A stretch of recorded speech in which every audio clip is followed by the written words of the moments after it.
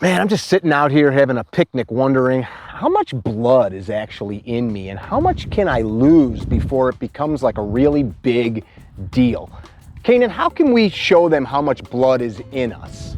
Well, that's perfect.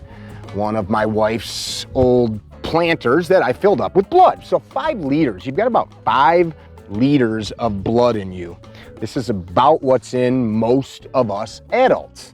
And what I want to talk with you about today is not only how much of this you can lose, but how to deal with it. Topic of today's discussion, how much blood's in you. We've got this white background and I'm going to show you what it looks like when it's spilled out. Talk about this real quick. IFAKs, Individual First Aid Kit, IFAK. They've become quite common thanks to the global war on terror over the last 20 some odd years. This comes from my friends at D-Day Response Group, our preferred vendors for these types of products. You see a lot of these things. Folks will say to me, where do I buy one? What do I need?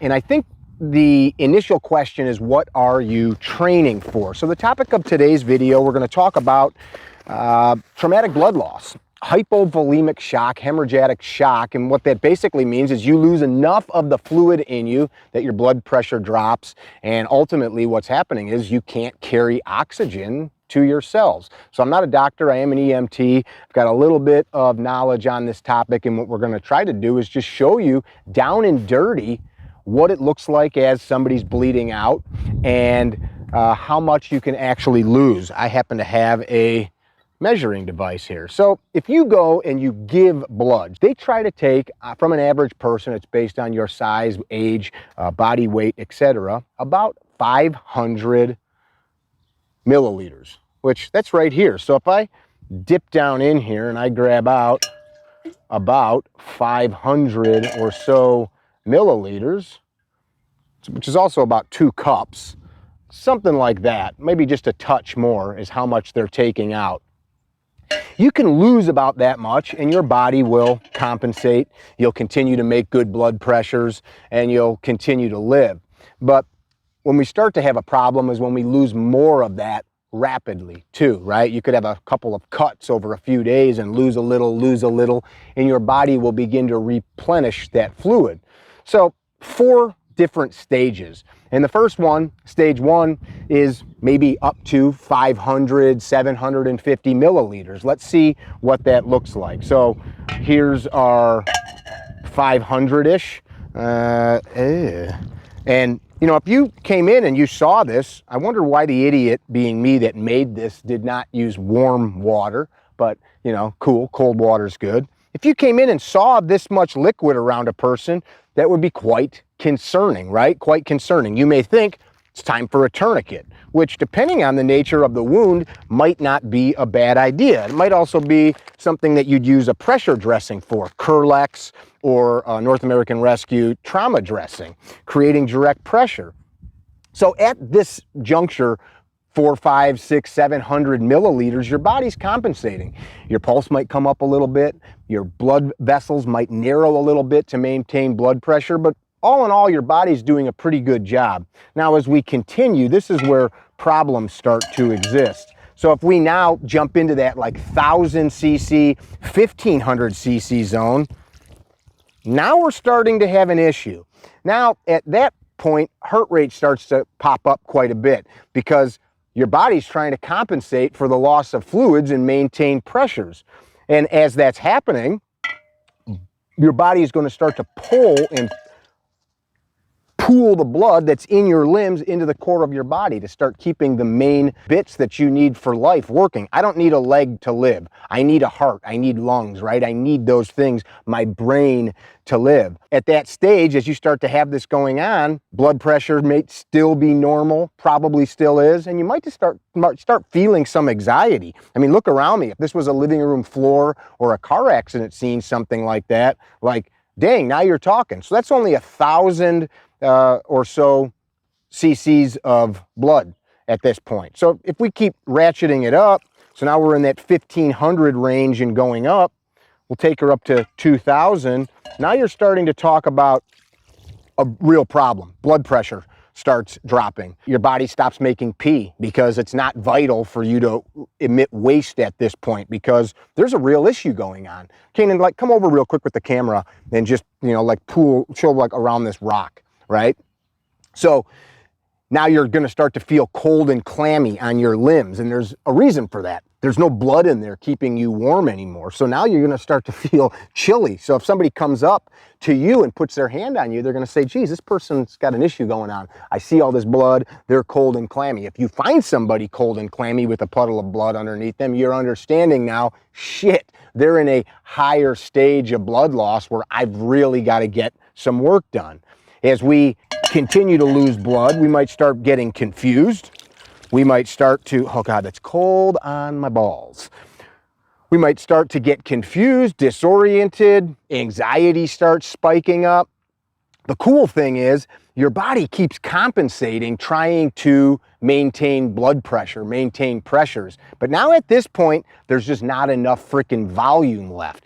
You start to get adrenaline dump, which now, if you've still got some blood loss going on, something still bleeding, well, now it's a real problem because your body's trying to compensate. So what's it doing? The pump, the heart, is hammering away, trying to move blood to where it needs to be. And there's a whole bunch of science happening, right? Your cells are calling for oxygen, but it's just not there. So the body says, we got you. Speed up the heart rate, speed up respiration, but there's no volume. It's all on the ground here, right? That's a big deal. And if we don't plug those holes, stop the bleeding, etc., eventually you're going to pass out and you're going to die. So blood pressures start dropping when we get in this 2000 zone, which is like, you know, 40% of what's in you. And, oh God, that's so cold. Your heart's now pounding. Sluggishness, you're feeling tired, you can't make words maybe, you can't think straight. What's your name? Where are you at? What happened? I don't know, I just feel like, right? You might start to have this going on. All the while, that heart is trying to keep up. Why I want to show you this and why I think it's worth discussing, there's not a finite amount of this. Still, in much of the modern world, there are people that will tell you that something like a tourniquet is a last resort, when in reality, a major arterial or venous bleed in a limb, legs or arms, major, this is the simple thing. And if you are near a hospital trauma center, it's going to be on you for an hour or two. And this isn't a video on how to use this. I want to talk to you about the need to understand it so you can get to the training immediately. We have this notion that it's okay to just put some bandages on it, look at it a little bit, and fart around with it, when in reality, massive pressure, pinpointed to wherever the wound is, needs to be done immediately. And that might be you if you're alone. Car wreck. I've come upon numerous car wrecks where the person was alone in the car having issues. You may need to be cognizant enough of the fact that I have to do whatever I can to put pressure on this. If it's your kid, if it's a loved one, if it's somebody you're helping, car wreck, fall, etc. So here's the challenge. One, take one of your wife's jars that she's got laying around and fill it up with liquid. I'm just kidding. The challenge is for you to not just buy this gear. When you do buy it, go buy it from my friends at D-Day, but it's not to just buy it, it's to understand what you're doing with it.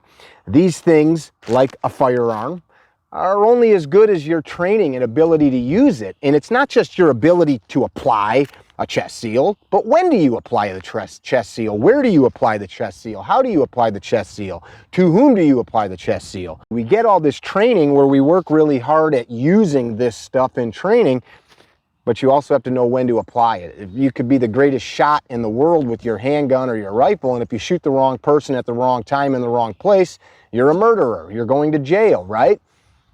Seek out and understand signs and symptoms of shock related to blood loss. Very easy for you to research this stuff. TCCC, Stop the Bleed are great training programs for you to get involved in to understand it. This is stuff that you should be carrying with you everywhere you go. It's stuff that your family, your coworkers, your children should all know how to use. From time to time, I will share folks that send to us stories of utilizing this and the training to save their skin. And just 2 days ago, we had a follower send in a message to me that one of his coworkers chopped his wrist to the bone on a bandsaw. They did not have a tourniquet, they did not have proper pressure dressings, but this dude, from understanding some of these principles, knew to create direct pressure on that wound and staunch the blood flow until help arrived and they dealt with it. You have a finite amount of oxygen carrying life force in you, about 5 liters. 1,000 liters, life starts to become really bad. When we start to think about major vessels, you can lose that much in 30, 40, 50 seconds out of one of these major vessels, especially if you're amped up and ramped up in a scary situation. This type of training is not just for, nor should it ever be, for violence. More people die in traumas from blood loss than anything that is treatable. Head injuries, blood loss is really what takes people in traumatic situations. That means that if you know how to keep the blood inside, you could make a big difference. And really, while our bodies are super complicated, we've got a bunch of hoses in us, like a bunch of garden hoses, and your job is just to clamp off that hose, just like when you were a kid and you'd bend the hose to stop it from leaking. You're doing the same thing. You're clamping off that hose and stopping it. So let's keep this stuff inside of us. Yeah, that's a lot. That's a lot. Mickey with CarryTrainer.com. Today, Kanan behind the camera, Drew at the editing desk. Visit my buddy's D-Day response group. The next S12 event, we go deep into this stuff. It is in May near Nashville, Tennessee. I had a private 450-acre retreat. All food, lodging is included. We shoot pistols. We go deep into this type of emergency trauma medicine. And we also have a great time and learn new skills. Be well. Don't be dickheads. Go sit in a puddle of your own piss. You'll understand how I feel right now. But make it cold piss. Bye now.